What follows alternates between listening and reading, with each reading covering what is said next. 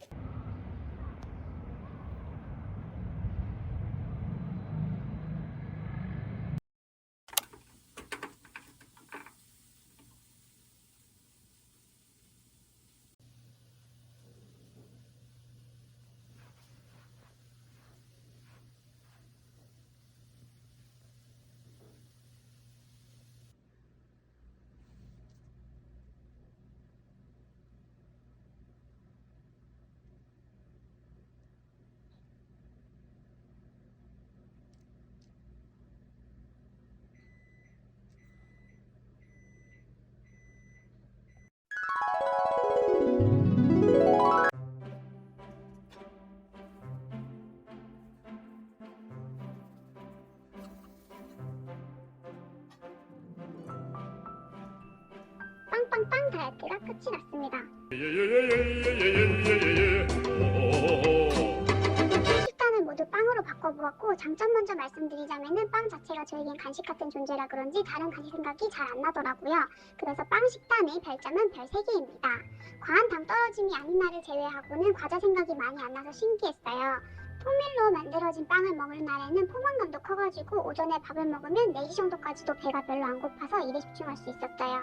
또 조리 자체가 별로 없기 때문에 쉽고 빠르고 간편했습니다. 그리고 완전 탄수화물이기 때문에 운동을 가서도 2배로 열심히 힘내서 할 수 있었습니다. 하지만 문제는 피부에 있었어요. 제 개인 피부 문제긴 한데 아무래도 밀가루고 버터나 치즈로 곁들여 먹다 보니 원래 가지고 있던 아토피가 심하게 올라오고 T존 부위에 여드름도 많이 생기더라고요. 사실 간식빵을 먹자 딱히 상관이 없을 줄 알았는데 피부는 그렇지 않았나 봐요. 그리고 감량 속도가 조금 더디고 거의 유지효토 수준으로 빠져가지고 빵만 주식으로 해서 살을 빼다가는 간이 조금 센 한식을 먹으면 폭식 파티로 이어지기 쉬울 것 같은 빵 다이어트였습니다. 이렇게 장단점이 명확한 다이어트라 나는 빵 절대 포기 못해 빵나라 공주고 빵나라 왕자야 이러면은 적절하게 식사빵 위주로 한 끼 정도 가볍게 드시면은 다이어트에 도움이 될 듯해요. 그리고 호밀이 많아 변비도 없었으니 호밀빵 위주로 드시면 건강도 챙기면서 다이어트 하실 수 있을 것 같습니다. 그럼 저는 다음 주에 더 재미있고 유익한 다이어트 실험 영상으로 다시 찾아뵐게요. 다음 영상으로 다시 만나요. See ya!